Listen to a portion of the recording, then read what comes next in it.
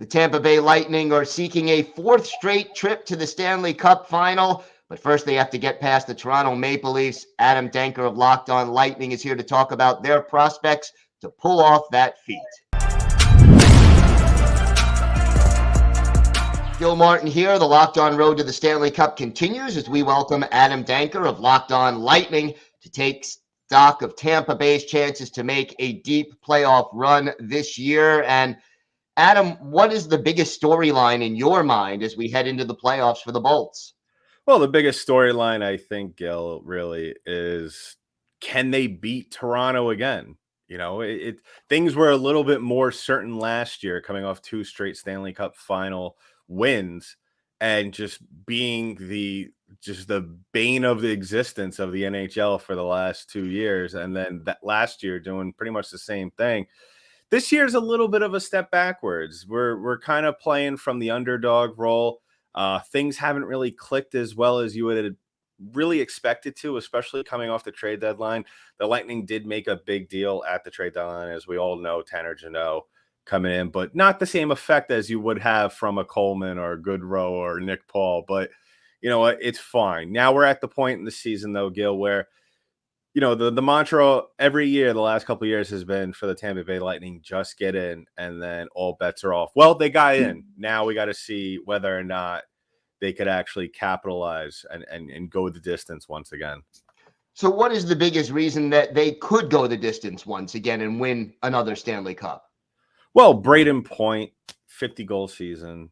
Andrei Vasilevskiy, even though his numbers haven't really been at the top 5 of the NHL this year. I mean, he's been up and down. He's got it. He's really wrangled it in as the season has gone. Got off to a really rough start, but you know, he's really played well the last couple of weeks. He has 2 shutouts over the last month, and really that's going to be the big story for this Lightning team. And really, the reason is if they could get by this tough Toronto team, it's going to be Andrei Vasilevskiy really doing all the work. Like I said, Braden Point coming off a great season. Kucherov, another 100-point season. So, you know, the usual guys are there. The usual guys are going to play well. But like I said, it's all about 88. And how about the biggest reason why they won't win the Stanley Cup? Inconsistency. I think I lose track, Gil, of how many times I've been on the Monday show with you and where I've said the word inconsistency with this Lightning team. And really that's really what it comes down to. You know, some nights this year, they look like they're back on track to win another Stanley Cup. And then there's other nights, Gil, where it looks like they're contending for a lottery pick. So really, you know, it's the up and downs, the peak and valleys of this Lightning team, you know, and really the question I think all Lightning fans and NHL fans that watch this team is, who are we going to see next Tuesday night in Toronto? Is it going to be the 2-time Stanley Cup champions over the last 4 years, or are we going to see a team that looks like they're in contention for Connor Bedard? And what's the difference what is the difference between those games where they look like they can win and those games where they look like they're tanking for Bedard? It really comes down to them getting a slow start early on and really building back as the game progresses.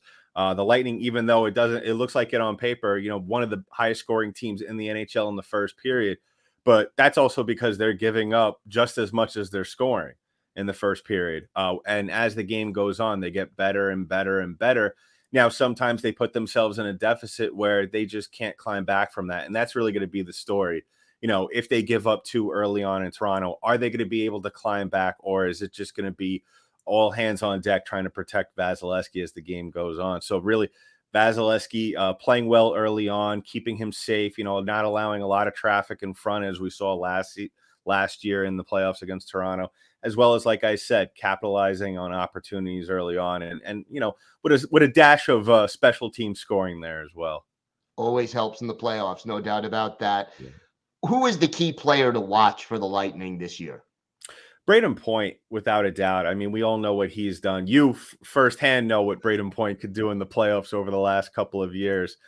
So really, it's going to come down to him. You know, we all, obviously, when we talk about the Tampa Bay Lightning, it comes down, you know, the list goes on of players that could contribute on a nightly basis, really, when all things are clicking. But this year, it's really been the Braden Point show. And in the playoffs, it's really Braden Point's world, and we're just living in it. So really, if Braden Point could get on track early on and kind of take control of the game as the series progresses, I think the Lightning will be in a very good spot to go into the second round. All right. So, what does a successful playoff run look like for the Lightning, and what's at stake if they fall short? Really, I at the beginning of the season, I actually predicted or actually stated that the bare minimum that the Lightning should be able to accomplish this season was the Eastern Conference Finals, and to a certain degree, I still believe that this team can get to that. But I think if you ask a lot of Lightning fans, especially if you've been watching the Lightning over the last month, I think we could all say that probably the goal right now, or the expectations for what they could accomplish, is just let's just get to the second round. Let's just get past Toronto, because as we all know, if they look too far ahead, we might look at ourselves in a 3-1 hole going back to Toronto, and nobody wants that. And really, when it comes down to it, what's a failure and what can happen from that failure. A lot of guys coming off the books this offseason. So I think really on what the Lightning could accomplish really depend on how many familiar faces we see next season. And who are some of the candidates to not be back? Pierre-Edouard Bellemare, Patrick Maroon, Corey Perry as well. And then you have some, RFAs here and there. But I wouldn't be surprised if the Lightning deal those contracts as well. All right. Well, Adam, it should be a great series, and we're looking forward to it. Thanks for stopping by. That does it for our Lightning preview here on the Locked On Road to the Stanley Cup. Be sure to subscribe to or follow Locked On Lightning for free on YouTube or wherever you get your podcasts. The Locked On Podcast Network, your team every day.